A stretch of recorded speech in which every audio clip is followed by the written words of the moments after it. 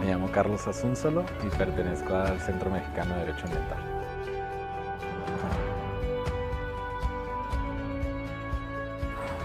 Hablar de metano es importante porque el cambio climático, digamos que nos presenta un doble desafío, un doble problema. El primero tiene que ver con qué tanto aumenta la temperatura del planeta, en el que el CO2 y el metano tienen mucha relevancia, pero el segundo problema es qué tan rápido. Atacar el problema de reducir emisiones de metano tiene que ver con la velocidad a la que aumenta la temperatura del planeta. O sea, imaginemos que vas en un vehículo directo a un barranco, quieres evitar caer en el precipicio, no basta solo con que gires de dirección porque puedes volcar el vehículo. Lo que necesitas hacer es reducir la velocidad, y el metano, por el potencial de calentamiento que tiene en la atmósfera, que es 80 veces mayor al del CO2, nos ayuda controlando esas emisiones a reducir esa velocidad. Es decir, no resuelve todo el problema, pero sí nos da una ventana de oportunidad importante para que el aumento de la temperatura en un planeta reduzca la velocidad a la que está aumentando. Por eso es importante.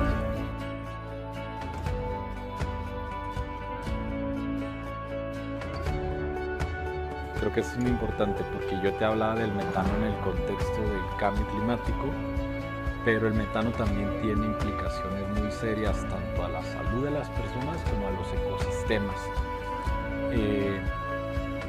Particularmente enfermedades respiratorias, enfermedades cardiovasculares, incluso cáncer provoca. Entonces, reducir emisiones de metano genera beneficios para la temperatura del planeta, pero también para la salud de las personas, particularmente de quienes viven cerca de instalaciones de petróleo y gas, que son quienes sufren las peores consecuencias de esta industria. Creo que ahí es muy importante pensar la garantía del derecho a la salud de estas personas en dos vías.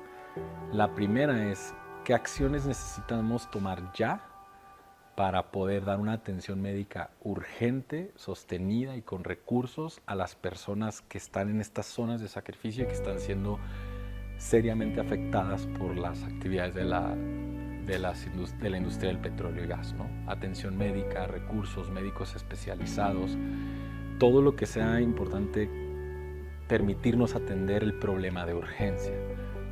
Pero no podemos quedarnos ahí porque el derecho a la salud que tenemos todas las personas también implica una obligación por parte de las autoridades de tomar medidas que, por un lado, prevengan que nos enfermemos, pero también que nos garanticen que lo que ya nos está afectando no nos continúe afectando más. Y eso, desde mi punto de vista, tendría que traducirse en una política de salud entre el gobierno federal, estatal y municipal de las zonas donde particularmente hay afectaciones a la salud por la actividad de los hidrocarburos. Entonces es una medida reactiva, urgente, pero también medidas preventivas que permitan tener una solución más en el mediano y largo plazo en las afectaciones a la salud que ya están generando estas cosas. En cuanto al derecho humano a medio ambiente sano, digamos que todos tenemos reconocido en la Constitución el derecho humano a medio ambiente sano, que implica poder mantener una calidad de vida y condiciones armoniosas con la naturaleza, calidad del aire, ríos saludables, acceso a agua, etc.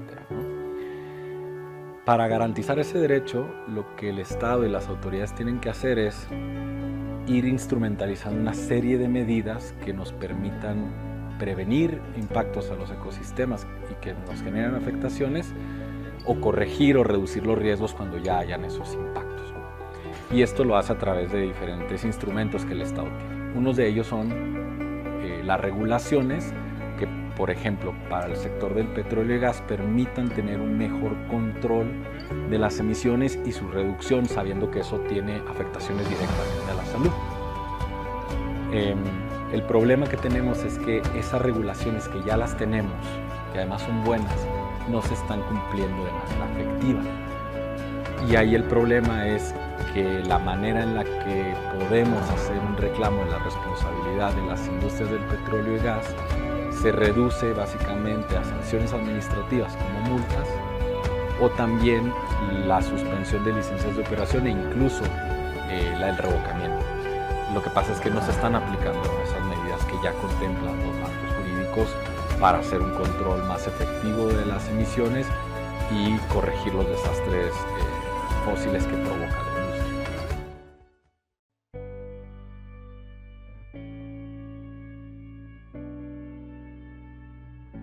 Cuando hablamos de transparencia, acceso a la información pública ambiental, yo lo primero que diría es qué valor le estamos dando a esa información en el contexto de una emergencia climática. Cuando vemos que la información que tendría que estarse generando o a la cual tendríamos que tener acceso porque es información pública no está ahí, lo que está provocando eso es una capacidad menor para poder tomar decisiones que remedien afectaciones muy graves al medio ambiente, a la salud de las personas y al cambio climático en general. Entonces ese sería el primer punto, ¿no? Es la información juega un papel clave para poder tomar soluciones idóneas a la urgencia y gravedad de los problemas que tenemos, ¿no? En México hay varios problemas de acceso a la información pública. El primero es, hay una discrepancia grande entre lo que se reporta en el Inventario Nacional de Gases de Efecto Invernadero, que es donde estamos diciendo cuánto emitimos, y lo que efectivamente identifican organizaciones especialistas que hacen recolección de datos y análisis a través de satélite y otras fuentes de información. Según información de expertos, hay un subregistro de hasta el 50%. Es decir, estamos reportando la mitad de lo que efectivamente se está emitiendo. Eso tenemos que corregir.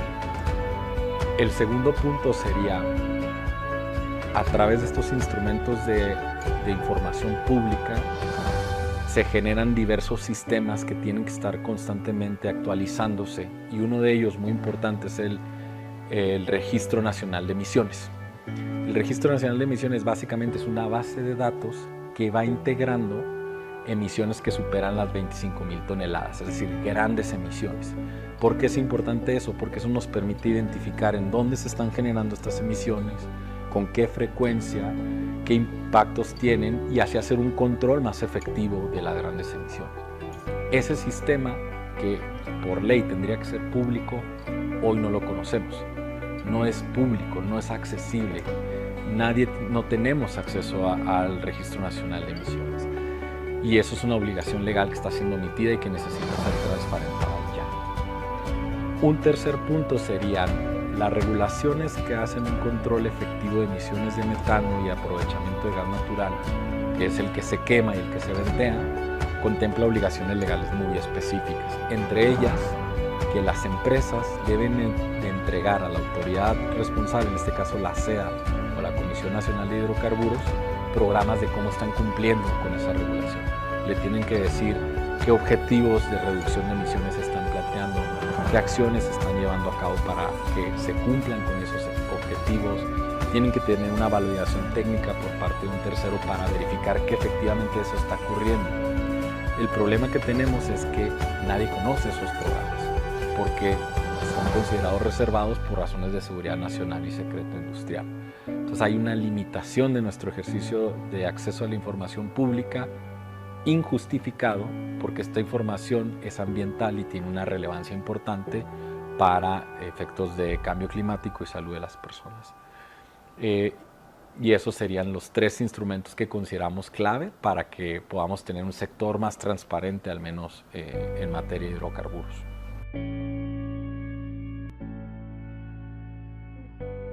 Esto, que es la pregunta más amplia, me parece que parte como de una contradicción que creo que evidencia mucho lo poco que hemos avanzado, que es, por un lado, el Estado mexicano firma una gran cantidad de tratados internacionales en materia de medio ambiente, derechos humanos y cambio climático, como el Acuerdo de París, la Convención Marco, el Protocolo de Kioto, etc.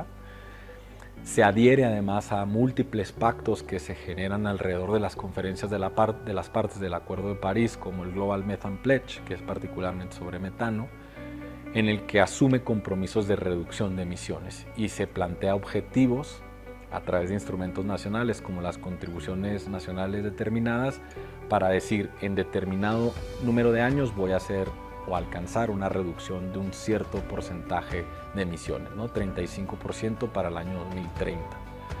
Eso es completamente contradictorio con el número de emisiones que vemos que se están registrando. Es decir, a la par de que firmamos muchos tratados internacionales, no estamos logrando hacer una reducción efectiva de emisiones. Algo está pasando. Y en esa brecha creemos que el problema es la implementación de estos acuerdos. De nada nos sirve que nuestro gobierno firme una gran cantidad de acuerdos y se comprometa públicamente en el plano internacional y nacional a que va a hacer una reducción de emisiones si después no tenemos rutas claras de implementación, políticas ambiciosas, planes de acción climática, recursos públicos. Muy importante, ¿no? La mayoría de recursos públicos que tendrían que estar siendo destinados a acciones de mitigación y adaptación de cambio climático, que se destinan a través del anexo 16 del presupuesto de egresos de la Federación, cuando tú pones el lente para ver en dónde se están yendo estos recursos, te das cuenta que el Tren Maya es el principal beneficiario de estos recursos, programas como Sembrando Vida o infraestructura para el transporte de gas, que son programas o acciones que no benefician en nada la mitigación de gases de efecto invernadero. Entonces, hay un problema de implementación, hay una brecha muy grande entre lo que se compromete en los acuerdos internacionales, en las estrategias nacionales de cambio climático y en lo que efectivamente se está haciendo para que eso se cumpla. Para poder empezar a avanzar la agenda de cambio climático, empezaría por lo urgente, ¿no? Necesitamos hacer un control muy efectivo de las emisiones, sobre todo en zonas donde hay comunidades afectadas.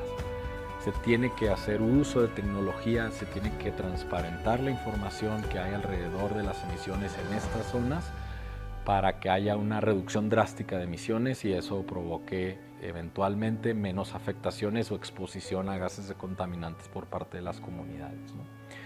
En un segundo nivel es transparencia radical. Necesitamos acceso a información pública porque la información nos va a permitir tomar mejores soluciones. Abrir el Registro Nacional de Emisiones, corregir las discrepancias del Inventario Nacional de Emisiones, transparentar los programas de cumplimiento, es algo que necesita hacerse y necesita hacerse ya.